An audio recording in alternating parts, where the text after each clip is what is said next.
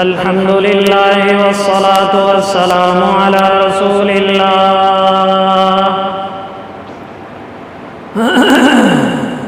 أما بعد فأعوذ بالله من الشيطان الرجيم. بسم الله الرحمن الرحيم.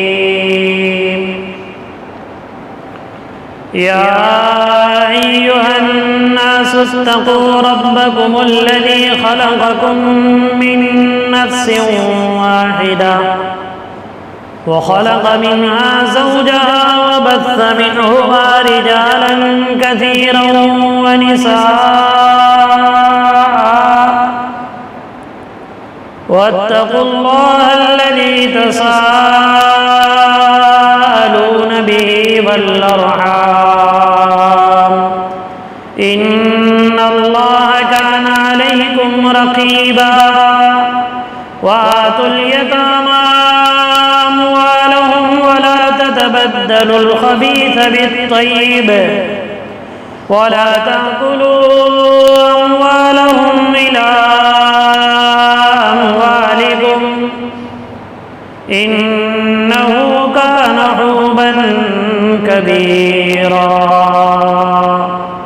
صدق الله العلي العظيم وصدق رسوله النبي الكريم ونحن على ذلك لمن الشاهدين والشاكرين والحمد لله رب العالمين.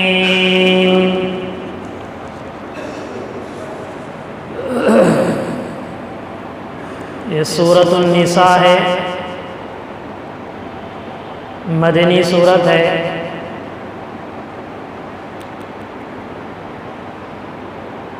چوتھے پارے کے پون کے ختم کے بعد یہ سورت شروع ہوتی ہے.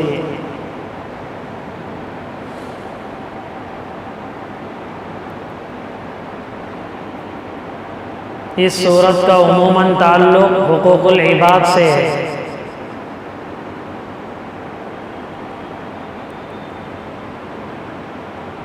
عورتوں کے حقوق، بچیوں کے حقوق، وراثت کے مسائل، میاں بیوی کے آپس میں اگر رنجشیں ہو تو کیا کیا جائے،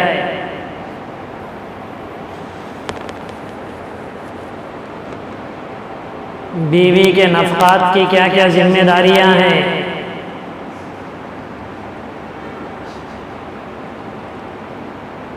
اور بار بار اللہ سے ڈرایا گیا. اور اخیر میں سیدنا حضرت عیسیٰ علیہ نبینا علیہ السلام کی مختصر سی روداد ہے. اس سورت کا نام ہی اللہ نے سورۃ النساء رکھا ہے. نساء کہتے ہیں عورتوں کو، نساء کہتے ہیں عورتوں کو. اصل میں اسلام کے دنیا میں آنے سے پہلے اور جناب محمد الرسول اللہ صلی اللہ علیہ وسلم کے نبی بننے سے پہلے 3 طبقات پر بڑا ظلم ہوتا تھا.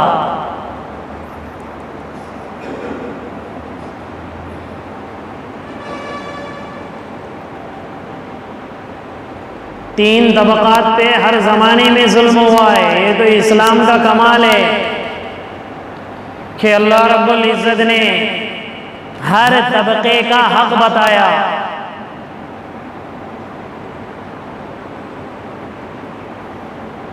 اور 3 طبقے کون تھے جن پر عموماً ظلم ہوتا تھا؟ ایک غلام پر، دوسرا یتیموں پر، اور تیسرا خواتین پر. یہ تینوں طبقوں پر عموماً پہلے بھی ظلم ہوا، درمیان میں بھی ہوا، اور جو حقوق سے لاپرواہ ہے عموماً وہ بھی ان پر ظلم کرتے ہیں.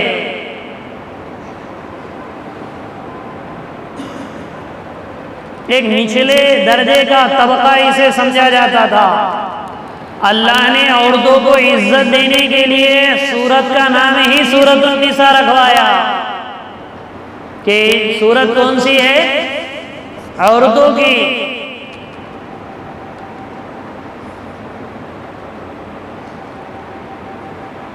اور دیگر جتنے بھی مذاہب گزرے وہ سارے کے سارے مذاہب میں عورتوں اور خواتین کے معاملے میں بے راہ روی اور گمراہی تھی۔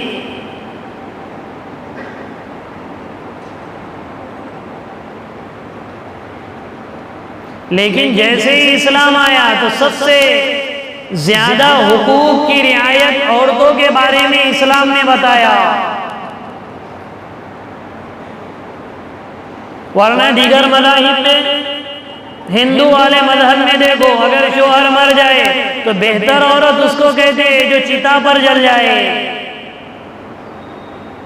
یا زندگی یوں ہی گزار دے۔ یورپ میں، پہلے یورپ میں عورت کا تصور صرف یہ تھا کہ جیسے جانور ہوتا ہے، بکری ہیں، گائے ہیں، بھینس ہے، اس طرح ایک عورت بھی جانور ہے۔ اور یہودیوں میں تو ایک زمانے تک اختلاف رہا، عورت انسان بھی ہے یا نہیں ہے، ایک زمانے تک اختلاف رہا ان کے درمیان۔ اور ابھی عورت تسلیم بھی انہوں نے کر دیا، تو دیکھو عورتوں کا انہوں نے کیا حال بنایا ہے۔ یہ تو اسلام کا طرِ امتیاز ہے کہ اسلام نے عورتوں کا مقام بتایا۔ عورت جس ڈھانچے میں، جس سانچے میں اللہ نے بنایا، اللہ کے نبی نے اس وقت اس عورت کا مقام بتایا۔ عورت ایک ماں ہے تو اس کی حیثیت بتائی، بیٹی ہے تو اس کی حیثیت بتائی، بیوی اگر ہے تو اس کی حیثیت بتائی، بہن اگر ہے تو اس کی حیثیت بتائی۔ کتنے ایسے، ماں اگر ہے، ماں کی شکل میں رہتی ہے عورت۔ خود قریش مکہ کا معاملہ دیکھو کہ جس گود میں پل کر، جس عورت کی گود میں پل کر قریش مکہ بڑے ہوتے ہیں، جوان ہوتے ہیں۔ عبداللہ ابن عباس رضی اللہ تعالیٰ عنہ کی روایت یہ ہے کہ ان کی بیوی ایک گڑھے کے پاس بیٹھتی تھی ولادت کے موقع پر، بچہ پیدا، لڑکی پیدا ہوئی تو گڑھے میں ڈال دے گے، لڑکا پیدا ہوا ہے گود میں لے لے گے، یہ تصور تھا۔ اسی لیے 14ویں پارے میں اللہ نے فرمایا وَإِذَا بُشِّرَ أَحَدُهُم بِالْأُنثَىٰ ظَلَّ وَجْهُهُ مُسْوَدًّا وَهُوَ كَظِيمٌ، جب انہیں کوئی بیٹی کی خوشخبری سناتا، ظَلَّ وَجْهُهُ مُسْوَدًّا، چاہے کتنا ہی گورا کیوں نہ ہو، اس کا چہرہ کالا پڑ جاتا اور سارا دن گھٹتا گھٹتا رہ جاتا کہ کب اسے زمین میں دفن کر دو۔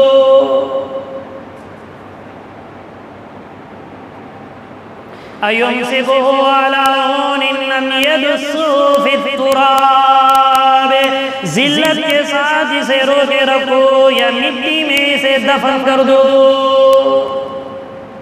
یہ تصور قریش مکہ کا تھا۔ وراثت تو دیتے ہی نہیں تھے بیٹیوں کو، کہتے تھے ارے وارث وہ بنے گا جو گھوڑے پر سواری کرے، عورت کیا وارث بنے گی؟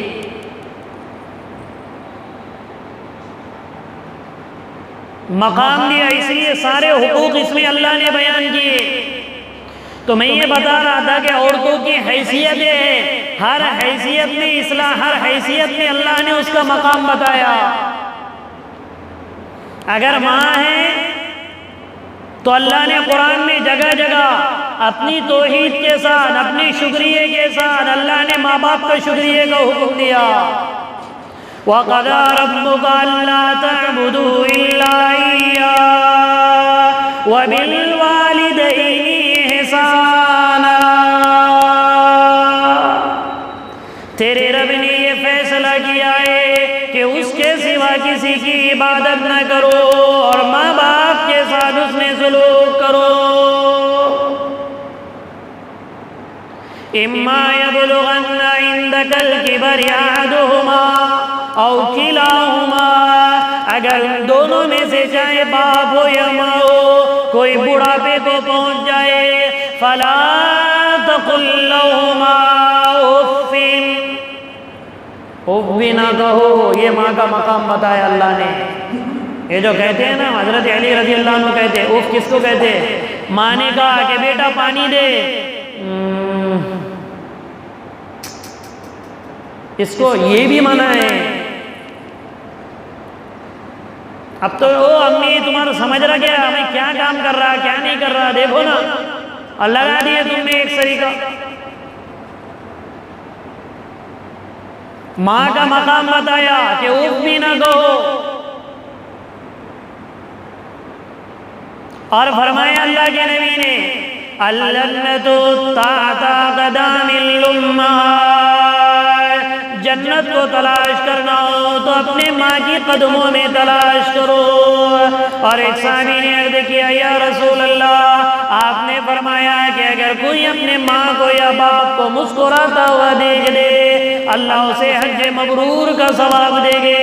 کہ اگر میں دن میں 100 مرتبہ اپنی ماں کو دیکھوں یا باپ کو دیکھوں، اللہ کے نبی نے فرمایا نعم واللہ اکبر واطیب، ارے ہاں اگر تو 100 مرتبہ بھی کیا اس سے زیادہ بھی دیکھے گا تو اللہ دینے میں اس سے زیادہ بڑا ہے.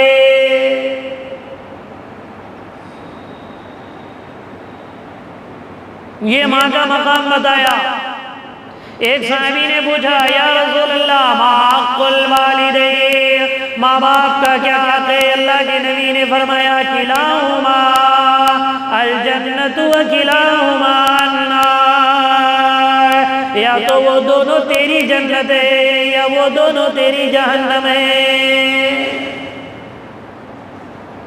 خدمت کرے گے جنت ہے، اطاعت نہیں کرے گے جہنم ہے. کتنے ایسے واقعات ہیں. یہ تو ماں کا مقام، عورت کا مقام ماں کی حیثیت سے، اور عورت کا مقام بیٹی کی حیثیت سے کہ بیٹی کو تم ایسے ویسے سمجھتے ہو. پیدائش ہو گئی تو منہ بنا دیا، بڑی ہو گئی تو اس کے وراثت میں سے حق نکال لیا، یا تم سمجھتے انسان ہے بھی نہیں ہے. تو بیٹی کی پیدائش پر اللہ کے نبی نے فرمایا کہ جس کے یہاں ایک بیٹی پیدا ہو یا 2 بیٹی پیدا ہو وہ اس کی اچھی تربیت کرے، اچھی جگہ نکاح کرائے تو اس کے لیے جنت ہے. ایک بیٹی کے بارے میں یہ فرمایا جس کو 3 بیٹیاں ہو، 10 بیٹیاں ہو، 8 بیٹیاں ہو تو اس کے لیے کتنی جنتیں ہوگی اگر اس نے صحیح تربیت کیا. آر سمجھتے اسے لوگ، آر سمجھتے. اسلام نے مقام بتایا کہ ایک عورت بیٹی کی حیثیت سے،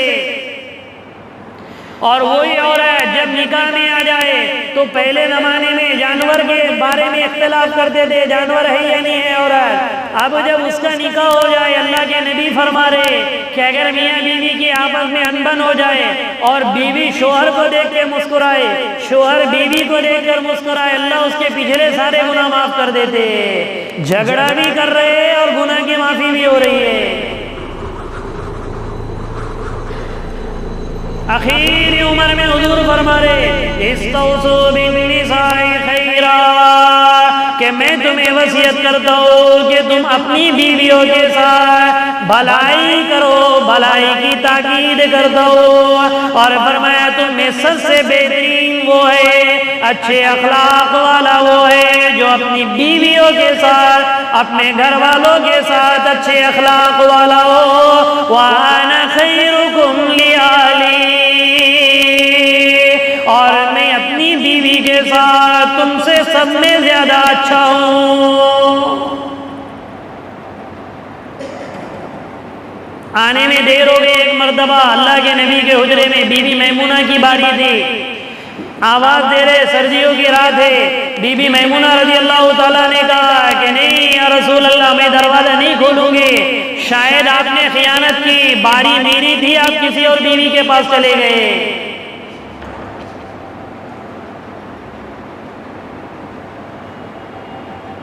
اللہ کے نبی نے فرمایا پگلی، کبھی نبی بھی خیانت کر سکتا ہے؟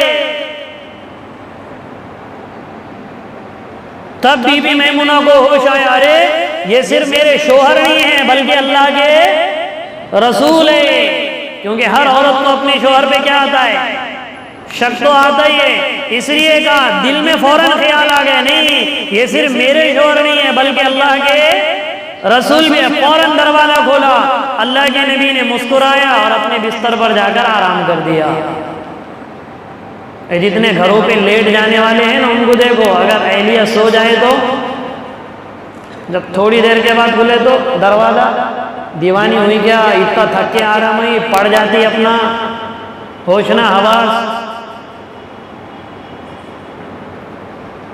کائی کو اتنا کھاتی اور کھاتا اس سے زیادہ ہی نہیں، کائی کو ایسا کیوں ایسا سارا۔ اور اللہ کے نبی یہ بتا رہے کہ میں تم میں سب سے بہتر ہوں اپنی بیوی کے ساتھ، 11 بیویوں کے ساتھ رہنا رہا، آپ کی زندگی گزری۔ تو اسلام نے عورت کو جو مقام دیا وہ دنیا کے کسی مذہب نے نہیں دیا۔ ہیومن رائٹ جو کہتے ہیں نا کہ انسانی حقوق دو، ابھی جتنا یورپ عورت کے مسئلے کو اٹھا رہا ہے وہ مرد کو دیکھ کر اٹھا رہا ہے، عورت کی فطرت کو نہیں دیکھ رہا ہے۔ اسلام نے عورت کے جتنے مسائل بیان کیے وہ عورت کی فطرت کو دیکھ کر بیان کیے۔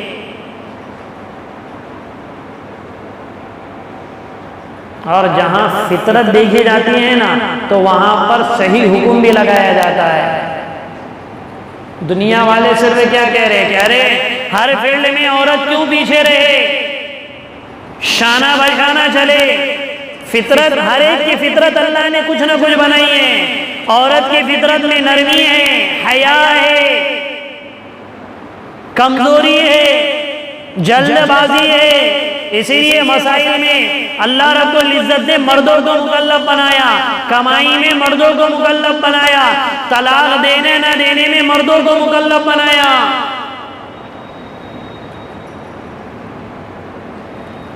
تو اسلام میں ایک لچک اللہ نے رکھی ہے کہ ہر فطرت کو دیکھ کے اللہ مسائل بیان کرتا ہے۔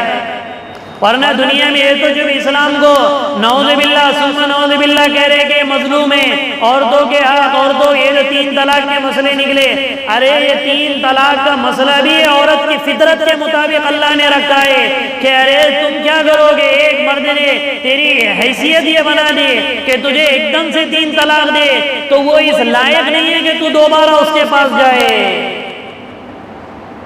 لیکن دنیا اسے گول ملول کر رہی ہے، ارے یہ تو ظلم ہے۔ ارے ظلم نہیں، جس شوہر نے تجھے اس قابل نہ جوڑا کہ ممنوع چیز کو بھی 3 طلاق قرار دے دیا تو وہ تیرا شوہر اس لائق نہیں ہے کہ دوبارہ تو اس کے پاس جائے۔ ارے سمجھ میں آ رہی بات؟ یہ عین اس کی فطرت پہ، لیکن اس کو گھما رہے۔ لیکن پھر بھی اگر تجھے اتنا ہی ہے تو اس کے لیے وہ دوسرا راستہ شریعت نے رکھا، حلالے کا۔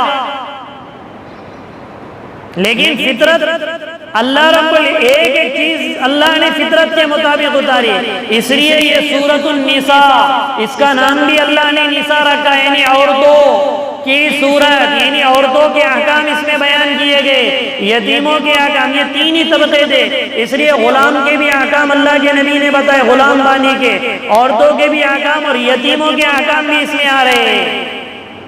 اور ابتدا ہی اللہ نے اپنے ڈر سے سنائی کہ اللہ کا تقوی اختیار کرو، کیونکہ دنیا کا کوئی بھی قانون، اگر دنیا کی حکومت کتنا ہی بڑا قانون لگا دے، اگر اللہ کا ڈر نہیں ہوگا تو وہ قانون نہیں چل پائے گا۔